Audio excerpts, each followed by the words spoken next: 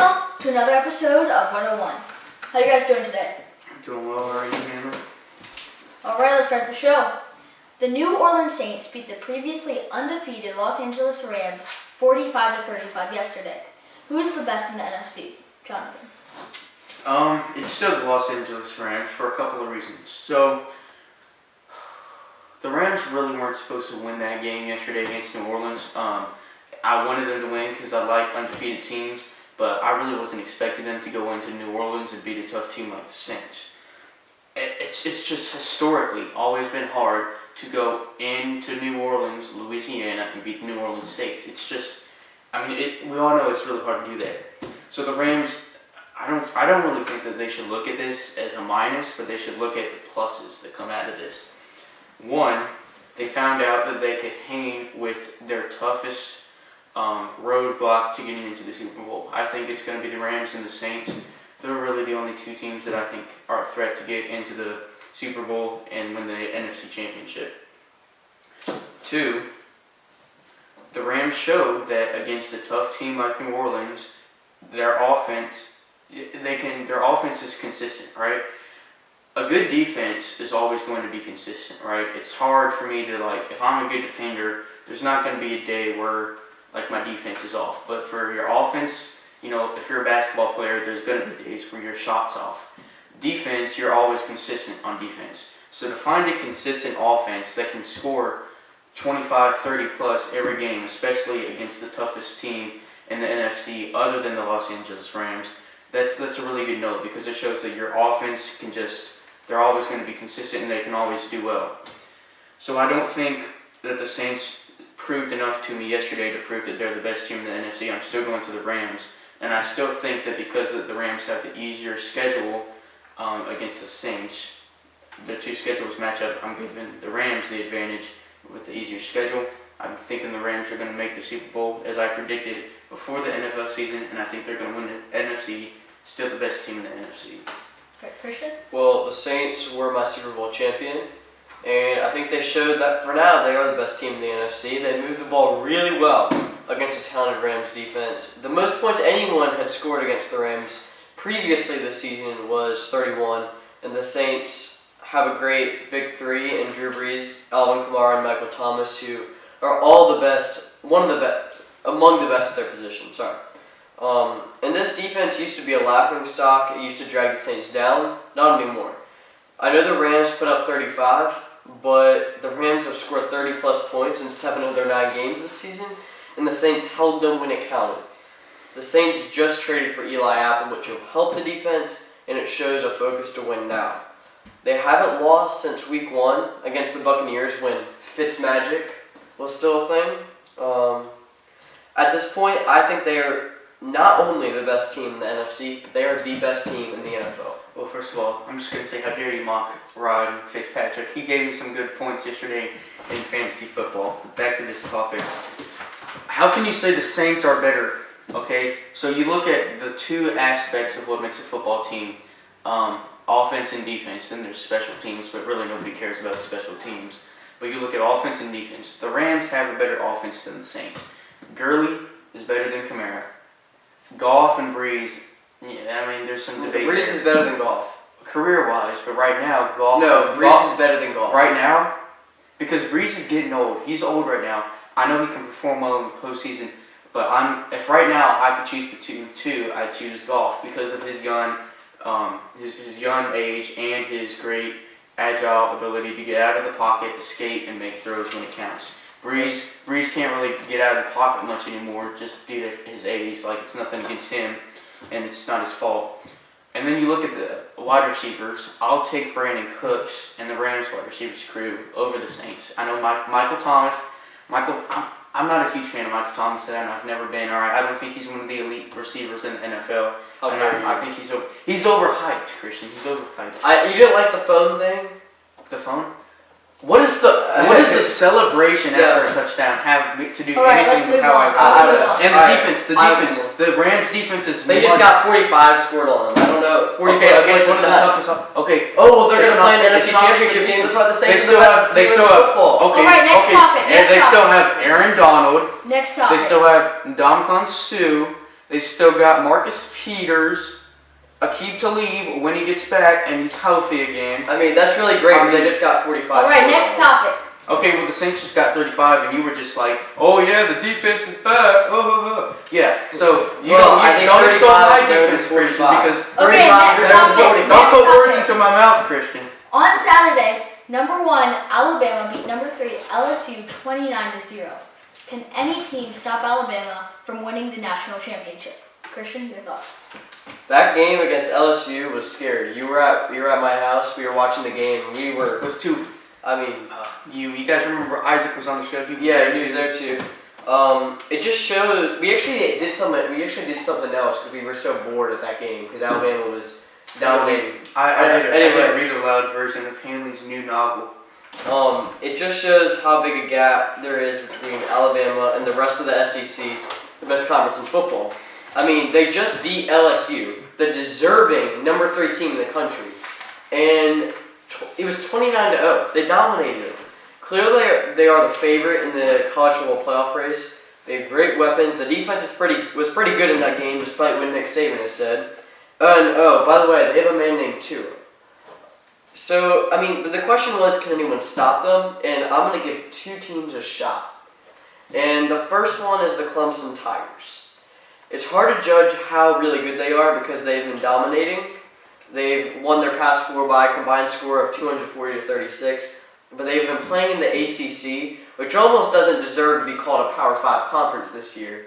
It's almost like they're thinking ahead to basketball. But I'm not going to count Dabo Swinney out just yet when they haven't lost. The second is the Georgia Bulldogs, who, yes, they lost to LSU, but think back to last year, right? They were dominated by Auburn, and then they came back and most likely would have won the national championship if not for a man named Tua. For some reason, they didn't run the ball well against LSU. They didn't run it enough, and they lost their identity because running is their game. They have 2 great running backs in DeAndre Swift and Elijah Holyfield, and running is their game. But since then, they've learned from it, and they've beaten 2 top 10 teams. The running game is back where it should be. I think Georgia could have a shot at knocking off Alabama, although I do not think that they will. Okay, I'm just going to go and say this now. No other team can compete with Alabama. Not even Clemson, not even Georgia. But I'm going to start talking about Alabama, and I'm going to go and rave about them because they're just excellent, all right? They did exactly what they had to do Saturday against LSU. I was doubting Alabama, okay? And I'm not a fan of Alabama just because I just don't like, never been a huge fan of just what Alabama football is. I mean, I'm sorry, but like, you know, they just, nothing gets me there. Nothing really gets me behind Alabama. But I was doubting them because I looked at them in their schedule and I just said, who have they beat? You know, they haven't really beat that many good teams. They're from the SEC, which they have some good teams, but they just hadn't played those good teams yet before Saturday. This was their biggest test that they faced. And in my opinion, they aced their test. Perfect score. You got Tua, okay, who I've questioned because he hasn't played in the fourth quarter much, and he really hasn't proven since his days since the college football championship last year when he came in and beat Georgia. He hasn't played much in those last few minutes when it really matters. He hasn't proven himself in those last couple minutes because he really hasn't had to because he gets off to such a good start in these games against these weak teams. But they just told America that they are still the best team, okay? Everybody was that. I watch ESPN a lot. All these experts were just saying, you know, I don't know, maybe Alabama's not the best team anymore. But they just showed that they are. Did you see Stephen A. Smith on First Take when he ranks his top 5 college football teams? He went Alabama, Alabama, Alabama, Alabama, Alabama. And he's exactly right. There's nobody else. It's Alabama, and then there's nobody here. There's this gap that you have to fill. There's nobody who can come close, in my opinion. Clemson and Notre Dame, they have inexperienced quarterbacks, and Clemson has that. I mean, Trevor Lawrence, he's not as healthy as they hope that Trevor Lawrence could be right now. He's had some injury troubles, especially with his concussions on protocol, and there's a lot of questions there. And Notre Dame, their quarterbacks, it's another toss-up situation. There's no solidifying quarterback, really. They have their starting quarterback, but he's just young, and they're both inexperienced. Then you look at Georgia. They got Jake Fromm, they got Swift, but then they lost Michelle, and that was their key piece into getting to the national championship last year, in my opinion. So it's Alabama, and then it's just the field, okay? I don't think anybody's going to compete with Alabama. I think they're going to win the CFP again this year for 2 straight years in a row. They're basically the Golden State Warriors of college football, and because of Nick Saban, they might be for 10 to 15 more years. I'd just like to remind you that the number 1 team has never won the college football playoff. So a lot of people, when they come in, they're saying, "Oh, who's going to win?" There's been 4 of them. Team. There's been 4. Yeah, and the number 1 team has not won in any of them. So there has been upsets. There definitely has been upsets. All right, let's move on. The Toronto Raptors are currently 9-1 and first in the Eastern Conference. Can they dethrone the Warriors, Jonathan? They sure can. The Raptors have the 3rd best overall player in the world, Kawhi Leonard. That's where I rank him on my list of top 25 that I can review to the viewers sometimes. I think it's a great list. Kawhi Leonard is also the best defender in the NBA right now. He can stop anybody who he guards. He can stop LeBron. He can stop KD. He can stop Harden. There's really nobody who I think can go and get guarded by Kawhi and score, 30, 25 plus. All right, he's just so good defensively. And then I saw them last night against the Lakers when Kawhi had his foot problems, and you see it, Serge Ibaka, who he's been there, but he hasn't been elite throughout his career, and he goes 34. And then you got Lowry, who scores 21. Everybody talks about Boston's depth and how they got the bench, how their starting 5 is so good. The Raptors really, I don't see the Boston's depth chart as much better as Toronto's. You see what I'm saying? Because Toronto really can go deep into their bench and just get guys to score points for them. And then I look at Kawhi. I'm going back to Kawhi now. From 2 years ago in the 2017 Western Conference Finals, Game 1. When Kawhi, he takes a shot from the corner, and then he comes down, and Zaza Pachulia gets under his ankle, and Kawhi it was gross. He completely messed it up his ankle, and that caused Kawhi to come out of that game. When that happened, Kawhi was single-handedly beating the Warriors by 20 points. There was nobody else really helping him that much. He was just taking the ball, and he was beating the Warriors with KD, Steph, Thompson, Green, all of those guys who a lot of people think are the greatest team of all time. So Kawhi is so underrated in my opinion because he just can beat the Warriors, and he's proved that his teams can single-handedly beat Golden State. And this Raptors team is better than the teams that there were in San Antonio. So I really think that the Raptors are a huge threat. All right, Christian. I'm not buying the hype just yet. In my mind, the Warriors will be the title favorites until they win the NBA Finals, and I really don't think the Raptors after 10 games, I'm not buying the hype that they can dethrone the Warriors. The Warriors will get DeMarcus Cousins back as well, which will make a big difference. But I will say, the Raptors are putting together something pretty good. Kawhi's a beast on offense and defense. Kyle Lowry is averaging double-double assists. Serge Ibaka stepping up. And they have some good pieces in Jonas Valanciunas and Jalen Green. Mm-hmm. While I don't think they will dethrone the Warriors, I'm really excited to see what happens with this Raptors team. And this reminds me a little of the Spurs with Kawhi at the center and other guys doing their jobs really well around him. I didn't say that I don't think that they can beat the Warriors. I still think the Warriors right now are the favorites to win the NBA title again. And they will be for probably, the rest of my high school life into college somehow. That they're just always going to be there. All right, next topic. But I think, I'm going to say this right now, and this is bold, but I think that the Raptors are going to win the East this year. And Absolutely. I think they are going to beat the Celtics in the Eastern Conference Finals. All right, Tom Brady and the New England Patriots defeated Aaron Rodgers and the Green Bay Packers 31-17 last night. Is the greatest of all time debate settled? Christian. To say that the greatest of all time debate is over last night is absurd.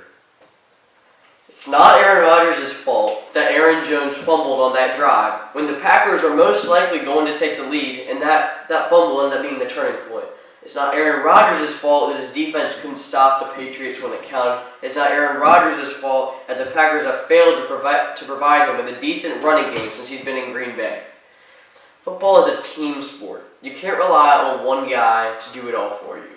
The Patriots are a much, much better organization than the Green Bay Packers, okay? I mean, it's just what it is. And the team winning does not fully reflect in how great an individual player is. When I look at how great an individual player is, I look at two things mainly, and that's talent and production.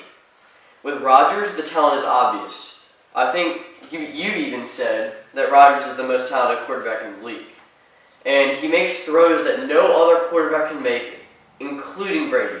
In his production, I mean, he has the highest passer rating, the ultimate QB stat in NFL history. So it's pretty clear to me, Aaron Rodgers, I know Brady has the titles, but Aaron Rodgers is the greatest of all time. Christian, you're right. Last night did not settle the greatest quarterback of all time debate.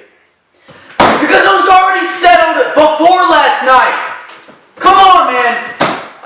To say that last night settled the debate is absurd because the debate was already settled before last night's Sunday Night Football primetime game. When Brady proved to me that he was the greatest quarterback of all time, you know when that moment was? It was Super Bowl 51, when he's down 25 points against the great Falcons team in Super Bowl 51. He comes back after halftime, down 28-3, and leads his team to the greatest comeback of all time, I think, because of the stakes in the Super Bowl against that Falcons team that was so good, without really any help. Gronk wasn't really there for him, and he comes back and he leads them into that overtime game. That showed that he was the greatest quarterback of all time. And I disagree because I think Rodgers could have done that, but he's not on the New England Patriots. He's on the Green Bay Packers. If you're Green Bay right now, you do everything you can to keep him in this organization because the Green Bay Packers don't deserve Aaron Rodgers on their roster. They're a disaster when they don't have him right now. He gets them to the NFC. They're a disaster when they do have him. Oh no, it's not. Okay, why aren't they winning the NFC North? Why aren't they leading the NFC? Because of his teammates. So you just. It's not Aaron Rodgers' fault. Can I finish, please, sir? Go ahead, sir. How many Super Bowls does Tom Brady have? 5. How many does Aaron Rodgers have? 1. Because straight back to my point. Excuse me. How many Super Bowl MVPs does Tom Brady have? 4. Rodgers? 1. How many postseason wins does Tom Brady have? 27. And 202 regular season wins. Now I will admit this. Brady is not as athletic as Aaron Rodgers is. Excuse me. He's not as agile. But he has the talent of winning. Aaron Rodgers is not a winner. He won a team sport. One Super Bowl. Okay, so then, see, that contradicts what you said for the past 3 months when we've been talking about this. Last night was Tom Brady. Let's just look at him as himself, okay? Now you're saying that it's a team sport, and that Aaron Rodgers doesn't have a run game. When has Tom Brady ever had a running game to rely on? Oh, he has Josh. Actually, he has Josh McDaniels. Bill Belichick and Josh McDaniels are offensive masterminds. Belichick, he's more of a defensive coach, I know that, but he's still pretty good offensive coach. Okay, McCarthy's specialty is offense. So why hasn't Aaron Rodgers been look at the game last night. That first drive, it's a lot of short passes, and the guy is open. Which I'm not saying that Brady is not a good quarterback. Tom Brady is a great quarterback, and he has great vision.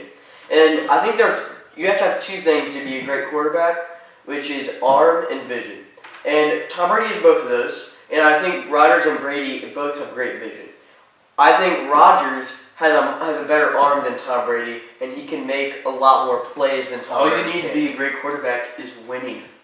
That's the definition of greatness. It's just the legacy. You look at legacy. This Aaron Rodgers, Aaron Rodgers isn't even the greatest quarterback of his own franchise because Brett Favre and Bart Starr were able to win more than him. They just won. They just flat out won.